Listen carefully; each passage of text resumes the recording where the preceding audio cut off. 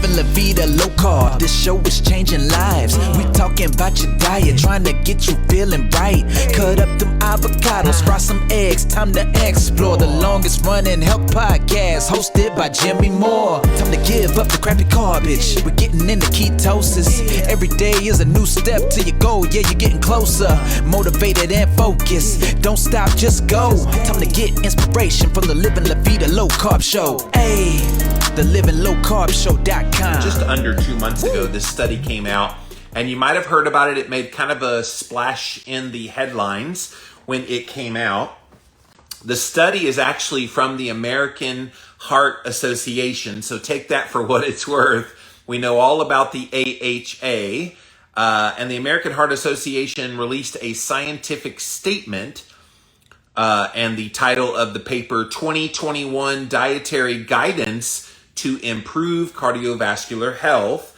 It is a scientific statement from the American Heart Association, and a lot of the contributors to this paper are actually from Harvard University. Some of the more well-known names: Frank Hugh, Frank Sachs, Lawrence Apple. These are all well-known people deeply embedded with the American Heart Association. And look, they have made it very clear that they are extremely anti-saturated fat. So what they concluded in their study is not going to be a surprise to anybody that pays attention. So I have a news story, or actually kind of a press release story, from the American Heart Association about their study. I figured I could definitely read the study, and I probably will look at parts of it, but I think the best way to go over this is to kind of do the overview from what they claim in their press release story this was about. So this kind of came out, November 8th, 2021 was when this came out. The title that they put in this accompanying article: vegetable fats may decrease stroke risk while animal fat increases it. This was at the American Heart Association scientific sessions. And so they do the research highlights. In a 27-year study, so let's stop there. Anytime you look at a study that comes out, and it's got this long period of time that they've been following people, it should be a red flag. And when I say long, anything more than a couple of years. If it's more than 2 years, probably more than 5 years, be very wary of the data. And let me tell you why. Because they make it seem like, oh wow, we've been following people 27 years. That's not what it means. What it means is they had all of this research that was compiled from different researchers over the years, and they just smushed them all together in what's called an associational kind of trial, where they bring in studies that were done 27 years ago, then they bring in newer studies, and so they claim a 27-year study. This wasn't all the same patients. This wasn't all of the data. This wasn't them being followed. If they did an actual 27-year randomized controlled clinical trial, we're talking trillions upon trillions of dollars. They didn't spend that kind of money. So let's be very clear. When you read 27-year study, that's not an actual randomized controlled clinical trial. So that's one. Of more than 117,000 health professionals, there's another red flag. Whenever you see a gigantic number of patients involved, study participants involved, that's another red flag. Typically, maybe a few thousand people, but when you get into over 100,000, over 50,000, no. And again, that's just an indication that they take all of these different studies and they kind of smush them together and they make this claim. Oh, wow, 27-year study. Oh, wow, 117,000 study participants who all happen to be healthcare professionals. So what they do is they look at all these studies and they look for associations, not evidence, but associations. And we know that those are very, very tepid at best. There is no way that you can just say, well, because we see this and this and this, therefore, it concludes that that's what it is. It's not always true. It's not always true because there's a lot of confounding variables. Cariana says, what's a good sample size for dietary studies? Well, if they're doing it as a randomized control clinical trial, Cariana, great question, by the way. I think what we can do is have several hundred in a randomized control clinical trial. You get too many patients, it starts to get extremely expensive. If they did an actual randomized controlled clinical trial for 117,000 patients over a 27-year period, it would literally cost tens of trillions of dollars. There's no way that would ever be funded. But what they looked at was the types of fat that were eaten within these study participants. And they suggest that the type of fat may be more important than the amount of fat when it comes to cardiovascular health. The American Heart Association has always made the claim that keep your total fat down, keep your total fat down, keep your total fat down, because they want you to eat less fat. Well, now they're saying, well, if you're going to eat fat, there is a better fat to eat and a worse fat to eat. So what they found in the study is the participants who ate higher amounts of non-dairy animal fat, they claim had a 16% increased risk of stroke compared to those who ate the lowest amounts of animal fat. They said dairy fat was not associated with stroke risk. At least they acknowledged that the fat found in dairy could be pretty healthy. So that's good. But let's go back. Those who ate the highest amounts of non-dairy animal fat, so that's like lard, that is tallow, really any of the red meat types of fats. Yeah, I mean, that's what duck fat, I suppose, would be in there. Really any animal that would create a fat. And so they're claiming a 16% increased risk of stroke. What always happens is they use this percentage of difference, that's the relative risk rather than the actual hard number risk. A 16% relative risk increased risk of stroke, 16% could be in actual risk less than 1%.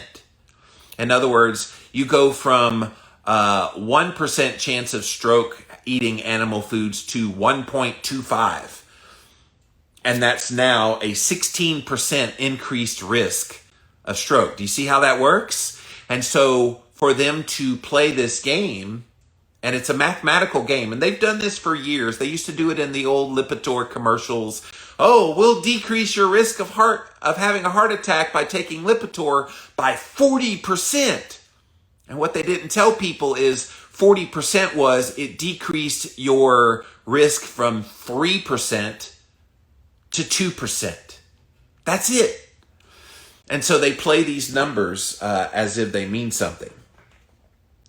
Then they said participants who ate the highest amount of vegetable fat and polyunsaturated fat had a 12% reduced stroke risk compared to those who ate the lowest amounts.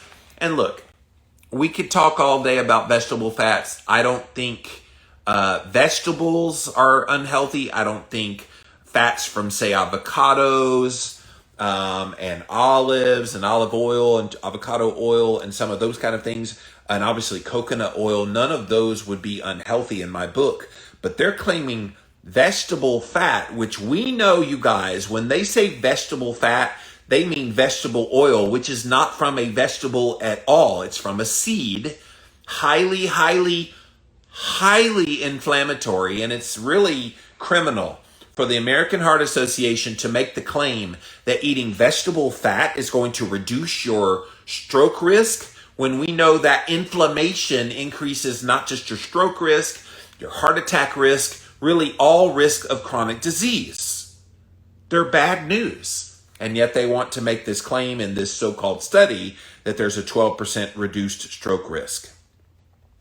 To lower the stroke risk, they conclude, the researchers recommend that people, listen to this is not surprising, coming from the American Heart Association, they recommend that people reduce their intake of red meats, processed meat, that trim the fat from the meat when they do eat it, cook with non-tropical vegetable oils rather than lard or beef fat. So they said non-tropical vegetable oils, meaning they don't want you having coconut oil because 90% saturated fat. Oh, you're going to get hurt by eating saturated fat from real food, from plant-based.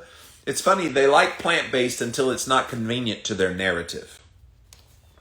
So let's get to the actual story here. Eating higher amounts of red meat, processed meat, and non-dairy animal fat will increase your risk of stroke, while consuming more vegetable fats and polyunsaturated fats will lower it, according to brand new research that was presented at the American Heart Association Scientific Sessions. Again, this was in November of 2021. The study is the first to comprehensively analyze the impact of stroke risk from fat derived from vegetables, dairy, and non-dairy animal sources. So one of the lead authors of the study is this person named Feng-Lei Wang. This is a postdoctoral fellow in the Department of Nutrition at Harvard's T.H. Chan School of Public Health in Boston, Massachusetts. This person says, our findings indicate the type of fat and different food sources of fat are more important than the total amount of dietary fat in the prevention of cardiovascular disease, including stroke. Now, this is interesting because this is changing their tune. The American Heart Association has always vilified saturated fat. That's not changed. They're still vilifying it. What they've never talked about before is the amount of, or they've always talked about the amount. They've never talked about the kind of fat that you consume. And it makes you wonder, why are they changing their tune on this? It's always been about lower. Now they're saying, oh no, we want you to eat fat, but when you do, eat the right kinds of fat. And so no longer are animal foods, and they never were for the American Heart Association, but no longer are animal foods and the fats from it healthy, but we want you to have the healthy fats, because we're all about healthy fats at the American Heart Association. And therefore, they're wanting you to eat these vegetable fats. So the investigators analyzed, as part of the nurses' health study and the health professionals' follow-up study, both of those from 1984 to 2016 with the nurses' health study, and then 1986 to 2016 with the health professionals' study. These were two of the largest studies to examine the risk factors for various chronic diseases, and it had 117,136 participants. Something they're not telling you about the nurses' health study, by the way, when they looked at some associations between those who ate low-fat diets within that study, they found those ended up having the worst outcomes when it came to weight loss. So they want to conveniently make associations when it comes to stroke risk in this study, but other studies using that exact same data say, you know what, that low-fat diet that was supposed to help them lose weight was a whole lot of nothing. So take that for what you want. Participants were 50 years old on average. 63% of them were women. 97% of them were white. So that's kind of a confounding variable. You would want some diversity when it comes to the patients involved in the study. All were free of heart disease and cancer at the time of enrollment. I'm going to push back on that. Maybe they were free of being diagnosed with heart disease and diagnosed with cancer, but you guys know that follow me, those things develop decades before you actually get diagnosed. And so who's to say some of these average age 50-year-old people, which we know by the time you're 50, which I'm 50 now, but by the time you're 50 and you're not taking care of yourself, you already have some insulin resistance going on. You already have blood sugar dysregulation. You already have some inflammation going on. Maybe your A1C is a little out of control. Your insulin is starting to elevate. You got stuff going on. And so let's not pretend like they were free of heart disease, free of cancer. Okay, maybe the clinical diagnosis of those things, but let's not pretend like it could not have already been developing at that point.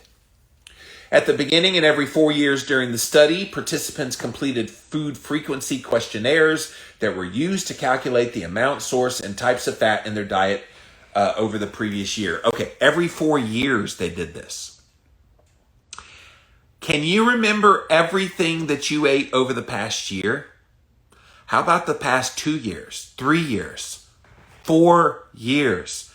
A diet survey every 4 years is not going to give you accurate data. I mean, I could probably do it because I have a very rigid and boring diet, eating carnivore. I eat about 2 pounds of beef and I eat about this much dairy, and okay, I'll throw in an avocado here and there and da-da-da-da-da. You know, I could probably figure it out, but the average person, there's no way. If they wanted to be intellectually honest about this, rather than relying on diet surveys to get this data, they would check in monthly. And we have apps now on our phone. How hard would it be for them to input daily exactly what they eat? They could definitely team up with one of these apps that tracks food for you. The Fit Day, there's all kind of ones that are out there now, even like Chronometer, and then they could see the actual food that they're eating, what the nutrient value is, blah, blah, blah. But no, they rely on the recollection of these people to write down, what did you eat over the past 4 years? Because they only checked in once every 4 years. That's no way to run a scientific study. And yet they're going to make a splash in the headlines. Oh, you eat animal-based foods, it's going to cause cardiovascular and stroke issues for you. And if you eat vegetable fat, oh, it's going to lower your risk. Bullshit. I'm sorry. No, that's not what this study found. This study found associations based on very flawed data. These diet surveys have never been reliable for creating good data for a scientific study. A lot of people ask me, Jimmy, how do you get such good deep sleep? Well, there's a lot of things that I do, but one of the newest things that I recently added is this upgraded magnesium from a company called Upgraded Formulas.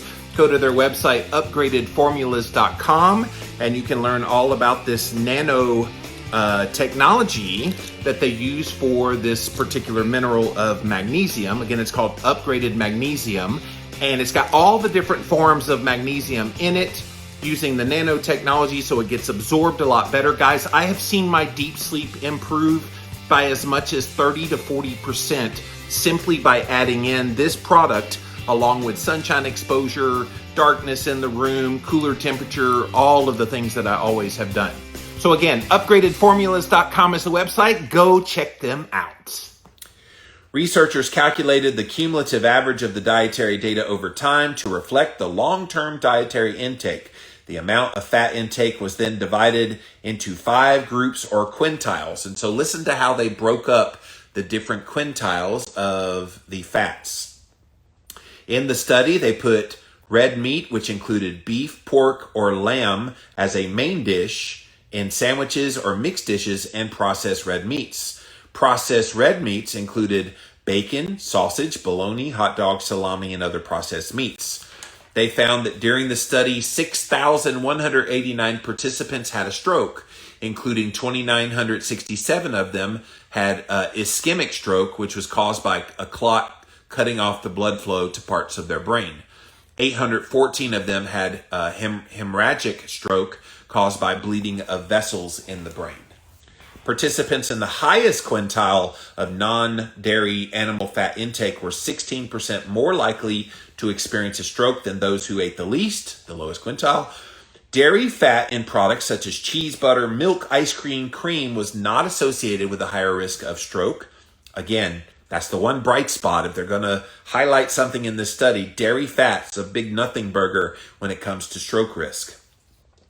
Participants who ate the most vegetable fat and the most polyunsaturated fat were 12% less likely to experience a stroke compared to those who ate the least. Remember, relative risk versus actual change. The actual is probably so minuscule, but they make that, and it's the relative risk change. Oh, it's 12%. And it could have just been a little blip on the map of the actual. Those consuming one more serving of total red meat every day had an 8% higher risk of stroke, and those consuming one more serving of processed red meat had a 12% higher risk of stroke. Okay, let me stop here. We act like diets are in a bubble. We act like that when people have food, they're only eating the foods that we're now quantifying as the causal factors in disease. So they're making the claim that those who ate red meat types of fat, animal fats in their diet, had an increased risk of stroke. My first question would be, what else did they eat with the animal fat? Did they eat the animal fat by itself? Were they kind of carnivore? If they were, then your study may have some validity to at least have a second look. But I don't know many people out there in the real world who's only eating meat, and especially not 1986 until about 10 years ago, or 5 years ago, excuse me. No, everybody has a mixed diet. So what carbohydrate sources did they eat? Did they have a lot of refined carbohydrates? And we know this started in the mid-'80s when the low-fat diet was all the rage. How many Snackwell's cookies did they have in there? How many lean cuisines and lean pockets did they have in there?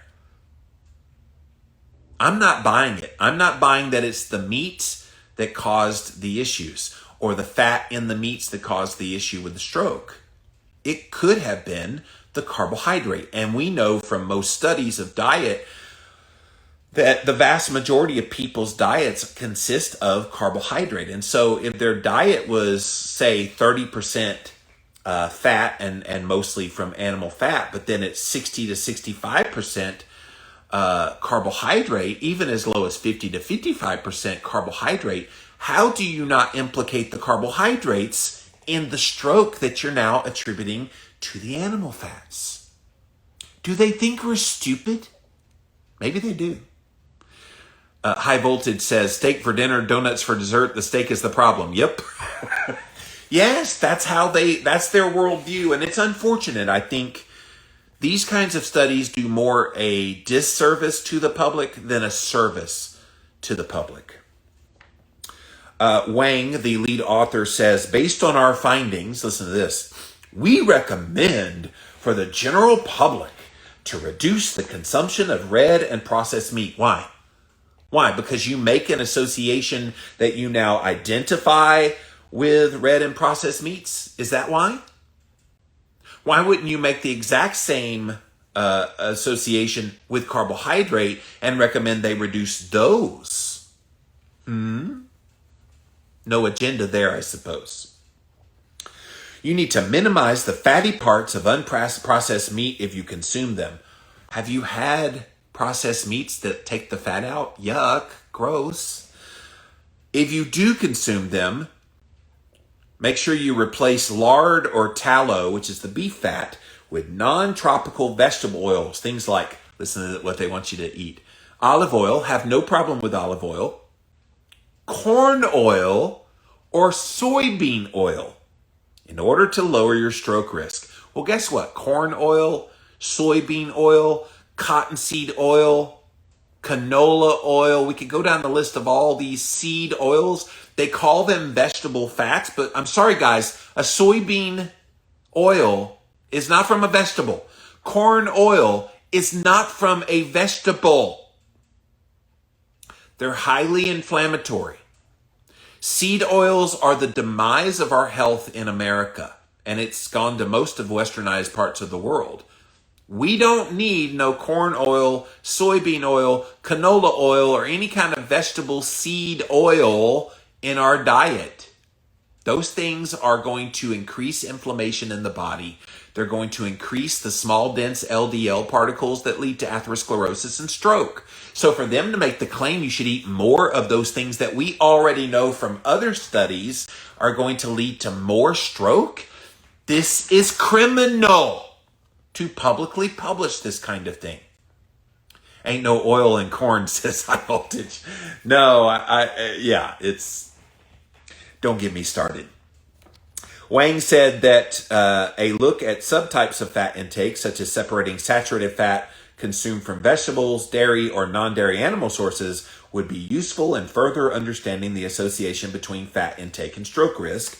Many processed meats are high in salts. Oh, not only do we want to demonize saturated fat and other sources of animal fats, but we want to demonize salt too, which, by the way, They want to demonize animal fats, and they claim it's saturated fat. Did you know red meat is a 50-50 cut when it comes to saturated fat and monounsaturated fats? Yes, that's right.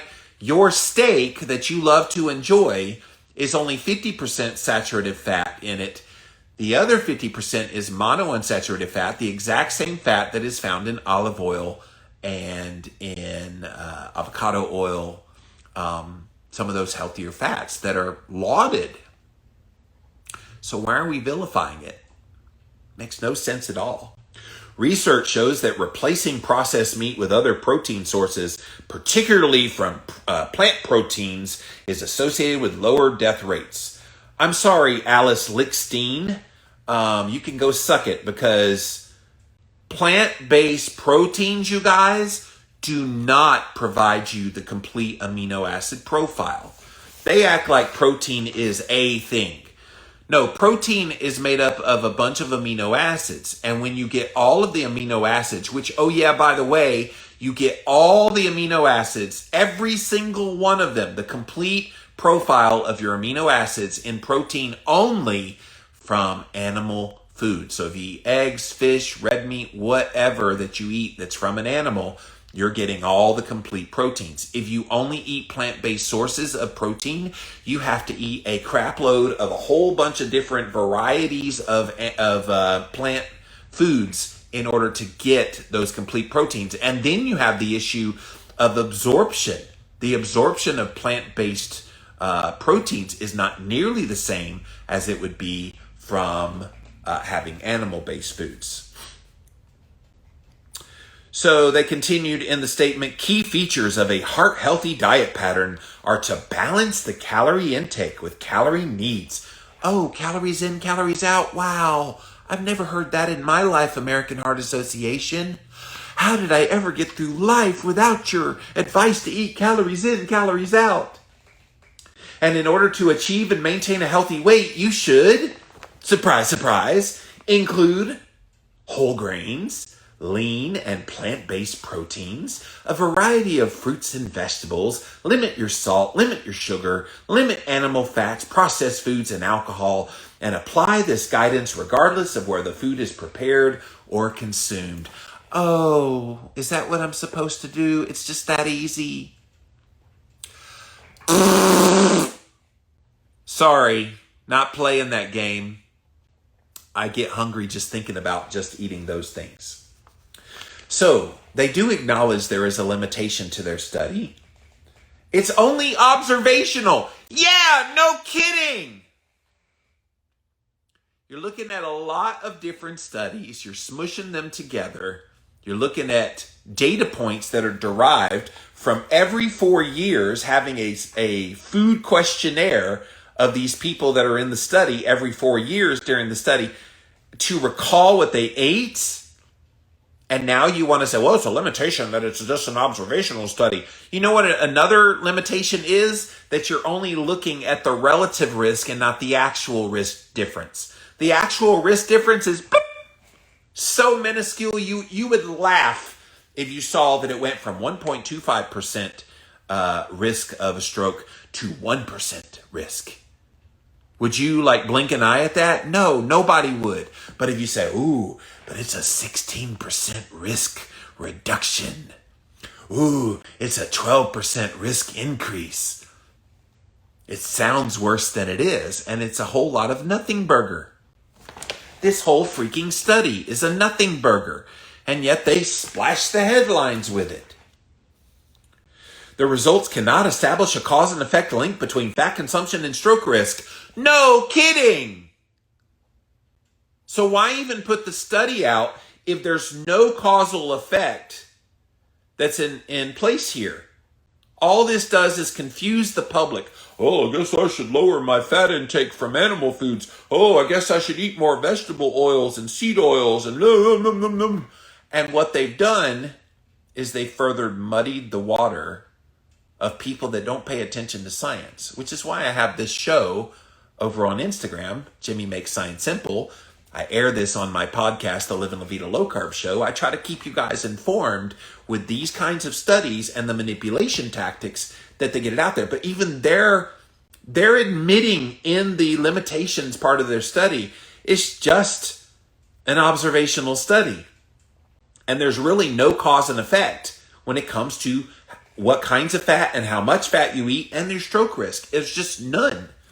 Also, they also admit dietary intake was self-reported by the participants, which may result in inaccuracies due to memory recall. I'm going to correct that. It won't may be problematic. It is problematic. It is inaccurate.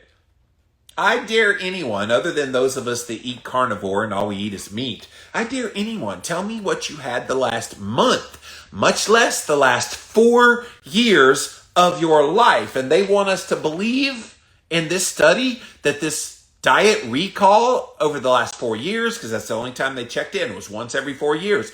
What did you eat over the last 4 years? I guess I had some meat. I guess I had, and you're not going to remember. It's disgusting.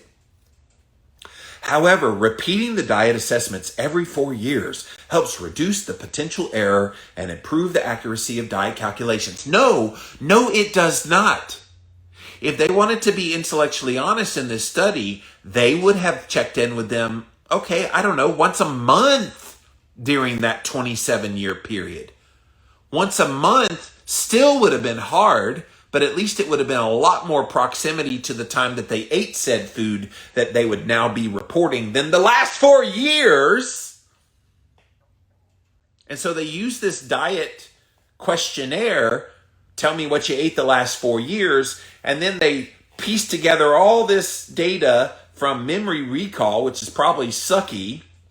And especially if they're eating really horrible foods, they're not going to remember a lot because the horrible foods are impacting their brains. These kinds of studies really are frustrating.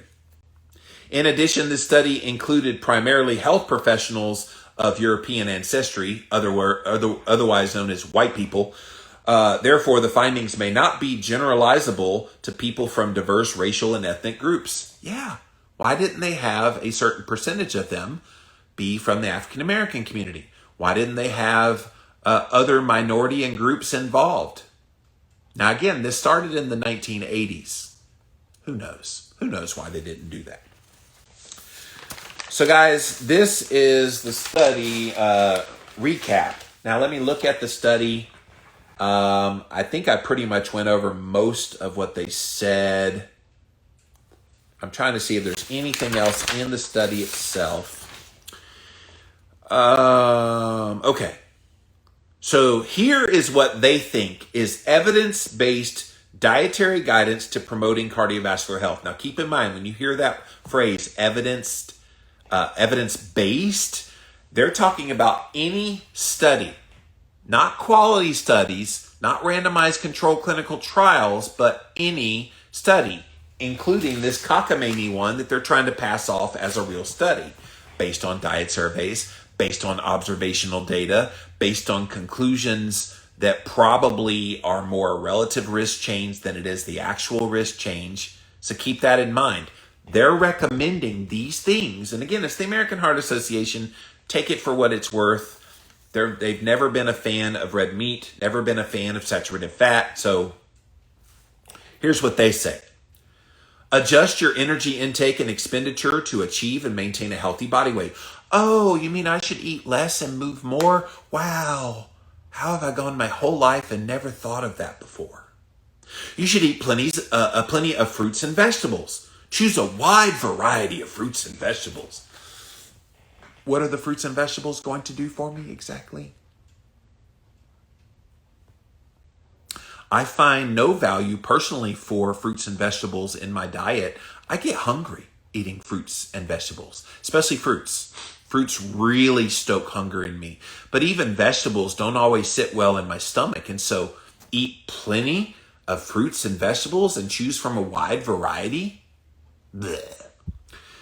Choose foods made mostly with whole grains rather than refined grains. I'm sorry, guys. The whole grain nonsense is a big ruse. Go into a store now and try to buy whole grains. I dare you, go down the bread aisle and look for the things that say made with whole grains. And if it's bread, sorry to break it to you, but even that quote whole grain bread is still very much processed grains. So for them to say, oh, you need to choose mostly whole grains rather than refined grains, whole grain pasta, whole grain bread, whole grain bagel, whole grain, whole grain, whole grain. We don't have whole grains in America. If you actually ate whole grains in their rawest sense, you would break your teeth trying to eat them. And yet they put up this pretend notion that we should be eating more whole grains. It's a ruse, guys, and you guys know that. Have you experienced the dreaded keto flu? Did you know that most of these symptoms are actually due to your body dumping excess electrolytes?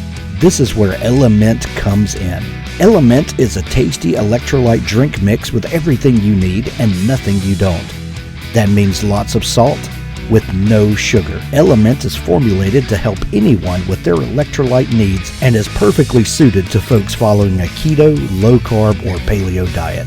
Element contains a science-backed electrolyte ratio, 1,000 milligrams of sodium, 200 milligrams potassium, and 60 milligrams of magnesium, with none of the junk, no sugar, no coloring, no artificial ingredients, no gluten, no fillers, no BS.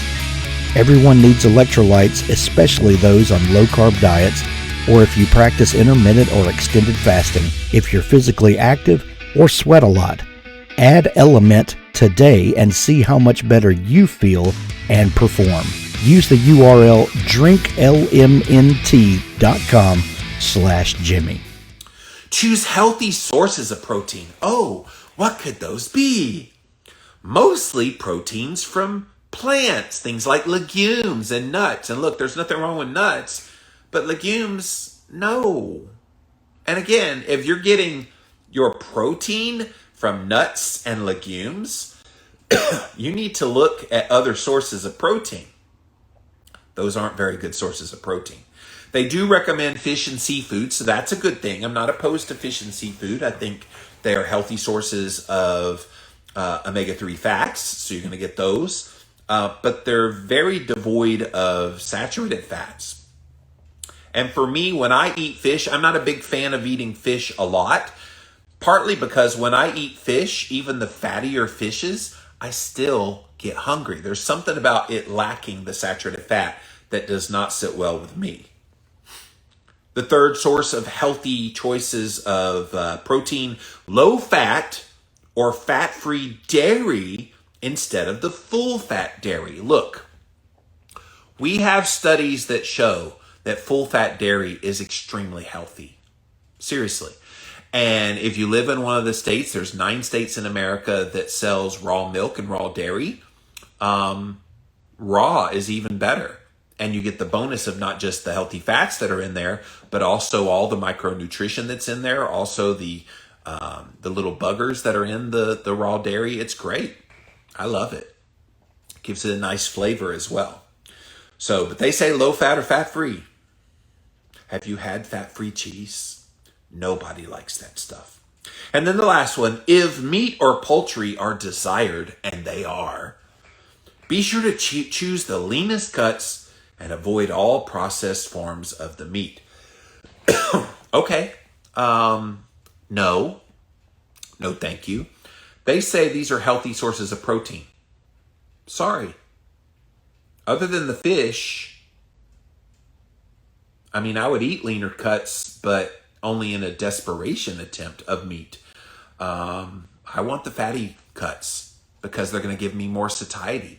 They're going to give me more energy. When you cut the carbs in your life and you eat more fat and protein, the fat and protein together in their natural form is what gives you the satiation. If you take away the fat equation from the protein and you're mainly eating just protein, very, very, very little fat, I'm sorry, that's not going to provide the satiety that I need to have a sustainable diet.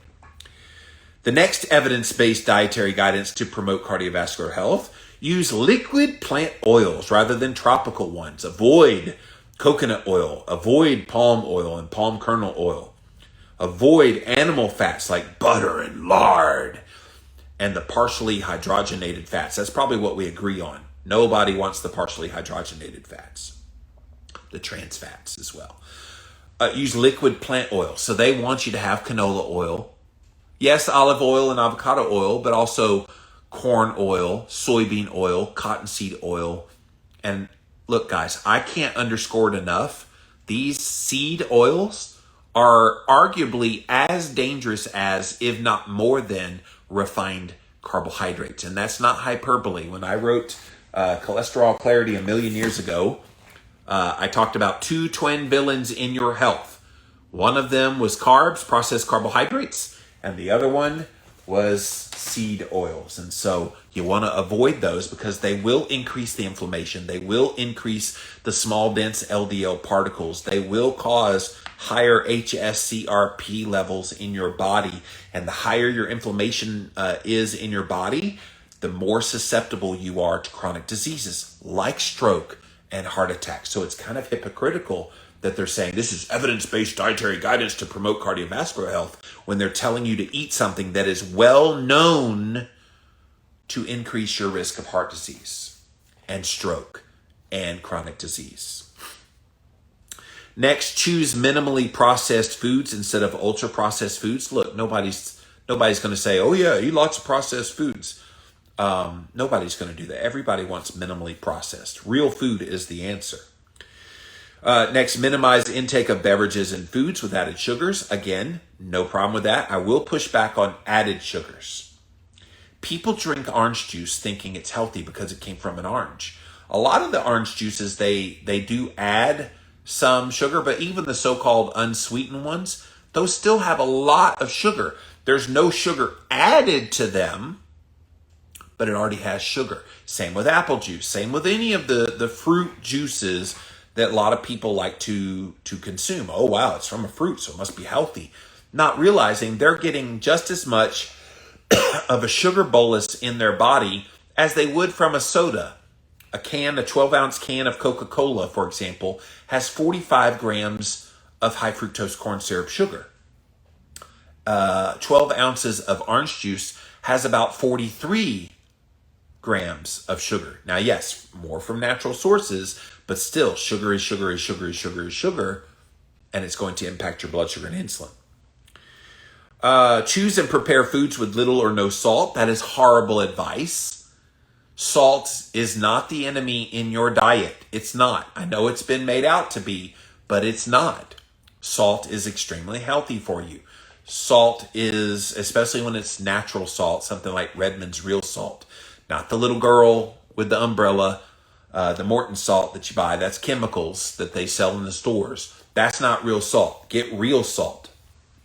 Pink Himalayan sea salt, whatever. Just avoid the chemical salt.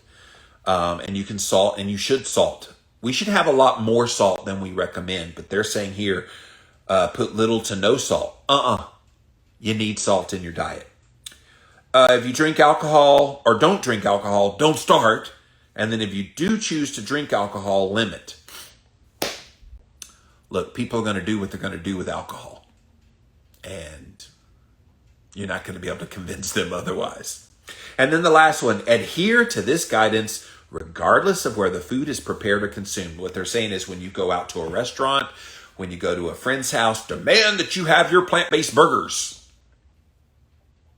Yeah, let's see how many friends you have left after you do all of that.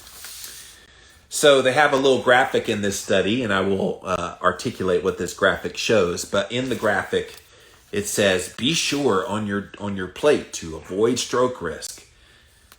Emphasize fruits and vegetables, whole grain foods, healthy sources of protein like fish, seafood, legumes, nuts, low-fat, fat-free dairy, poultry, and lean meat if you want it. Liquid plant oils like soybean oil and canola oil. Minimize your beverages and foods with added sugars, ultra-processed foods, processed meats, foods high in salt, alcoholic beverages, and the tropical oils. Adjust your energy intake to achieve and maintain a healthy body weight. Follow this guidance regardless of where the food is prepared or consumed. So that was kind of a recap of all the things. And so all throughout this study, they're talking about all those particular things and why you should do it, blah, blah, blah. They do also at the end of the study talk about choose foods that are rich in fiber because they think fiber, either soluble or insoluble, gives you firmability and viscosity in the gastrointestinal tract, which gives you great benefits in your health. You also get all the essential nutrients, they say, when you eat the diet that they're recommending. You should avoid saturated fat, which they think is the worst possible fat that you can have. Other conditions that are helped with this particular diet that they recommend, they claim, is good for type 2 diabetes. So yes, if you're a type 2 diabetic, eat lots of whole grains. Avoid red meat and saturated fat. Yeah, eat lots of vegetable oils. Yeah, you know that insulin resistance that turned into your type 2 diabetes? Yeah, we want to make it worse. That's what we're doing here. That's what the American Heart Association is saying. It's a major risk factor, type 2 diabetes, for cardiovascular disease. Evidence from observational studies has consistently identified an inverse association between your diet quality and type 2 diabetes. The association has been attributed to lower body mass index and reduced insulin resistance and inflammation. No, it's not. We have plenty of studies, though, that show a low carbohydrate ketogenic approach, which includes healthy animal-sourced foods, red meat, saturated fat, included foods, all help when they reduce their whole grain intake, they reduce their sugar intake, they increase their amounts of protein and fat from natural sources from animal foods. Cognitive decline, they say, gets better with their diet. Healthy dietary patterns linked to better cognitive ability, slower decline with advancing years. Eating a DASH-style dietary pattern. So the DASH diet, if you're not familiar, that is the low sodium, low fat, low fun type of diet. Go look it up.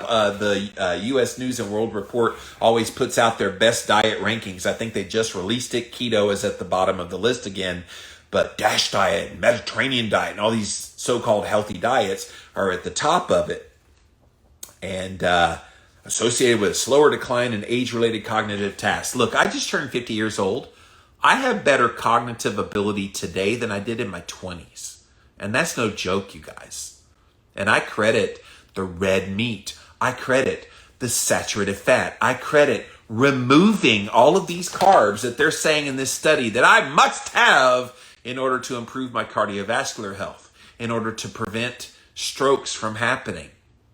I'm sorry, American Heart Association. I'm sorry, Harvard University. I ain't buying your study. Your study is balderdash. Kidney function, they say, gets better with their diet, worse with animal foods. Of course, they always have to bring in the carbon footprint, the environmental impact. I don't give a shit about that. Then they're talking about, oh my gosh. I didn't see this part of the study till I turned the page. So they're talking about the socioeconomic factors, food insecurity. Okay, and that's a real thing. I'm not saying that that's not a real thing. But they claim that structural racism and neighborhood segregation is why heart-healthy dietary patterns are not adhered to by minority populations. They say inequitable institutional systems, things like education, employment, criminal justice, healthcare are all a part of this structural racism. They say that we need to address this, increase the education and the income. I mean, look, I realize there are challenges for people that are lower on the socioeconomic totem pole, but let's not bring in the R word. I'm sorry. That doesn't have a place in a diet study. I don't care what your point is that you're making. That's not something that you extrapolated from data. That's something you pulled out of your keister. They have recently, they said the United States Department of Agriculture, USDA, recently piloted a program in several states that allowed the use of the benefits for online grocery shopping. That will help with some of the food deserts that are out there and get healthy access to food. The problem is they control what they say is healthy. So what if there's somebody that wants to eat keto or carnivore and they have those SNAP benefits? They can't purchase red meat because that's considered an unhealthy food for you. But they'll let you get all the quinoa, all the rice cakes, all the vegetable oils that you want with those benefits, but not red meat, not eggs, not coconut oil, not all these things that we know are healthy. All right, looking to the future, precision nutrition to improve dietary patterns and health for all. So the National Institutes of Health 2020 to 2030 strategic plans for the NIH nutrition research focuses on precision nutrition to determine the impact of health of not only what an individual eats, but also of why, when, and how they eat throughout their life. Precision nutrition stems from increasing evidence that individual differences in diet, behavior, genetic backgrounds, microbiome, socioeconomic, and physical environments influence your disease risk. So that's all good. I have no problem with any of that stuff. The problem, though, is when they're so monolithic in what the diet is that they're recommending. Because what they're recommending in this particular study, guys, is not helping people. I think it's going to cause a lot more harm than good. So again, guys, this is published in the journal Circulation. It came out in November of 2021. The title of the paper, 2021 Dietary Guidance to Improve Cardiovascular Health, a scientific statement from the American Heart Association. And in case you missed it at the beginning, they claim that there is an increased risk of stroke if you eat animal-sourced foods by as much as, 16% increase if you use animal foods, and a 12% decrease in stroke risk if you have the plant-based fats like canola oil, soybean oil, and that kind of thing. I hope by now, at this point in this conversation that I'm having with you here today, you realize that's a bunch of hogwash. There is no clinical trial that I've seen that makes an association between increased health, better health from consuming these seed oils. And I don't know of a study, again, randomized control clinical trial study, that shows anything but positive benefits that come from eating red meat and red meat sources of, and other animal sources of fats. It just doesn't exist. So they have to do these observational studies. They have to do these diet recall studies. They have to do all the shenanigans with the relative risk versus the actual risk difference. They have to do all that, guys, to try to vilify something that is extremely healthy. Those of you that follow my work, you know, red meat, healthy. Saturated fat, healthy. It's not harming your body. And they can try. I think they know we're on to them now. So they double down their efforts. They come at us double barrel shotgun with all these kinds of nonsense things. And look, I've been at this 18 years now. And when I first started blogging way back in the day, about every 6 months, they would do a hit piece on low-carb diets. They would so-called have a study, and it was always observational studies, just like this one. And I think they're just like at their wits' end. They're like, why are people still eating fat? Why are people still eating red meat? Why don't they like our plant-based burgers? We're on to you, American Heart Association, and we're not going to take it anymore. So guys, that's it for now. Thank you so much for watching Jimmy Makes Science Simple. Thanks for watching. I do have another study that I will be highlighting for you guys here real soon. So stay tuned for that. We'll have that for you here. Probably in another week, I'll do another Jimmy Makes Science Simple. Get inspiration from the Living La Vida Low Carb Show. Hey, the livinglowcarbshow.com. Woo! Tired of playing the mask game? Me too. That's why I wanted to tell you about the Unmask. This is a breathable, completely breathable. It covers, you can't even see that it's breathable, but it's breathable. Whether you're going on a plane, having to go into a store and wearing this thing, playthemaskgame.com is how you can get this mask. They come in all kinds of colors and everything. In fact, right there, you can see right through it what it is, but when you're wearing it, it does not look like it's anything different, but it's breathable, baby. Playthemaskgame.com.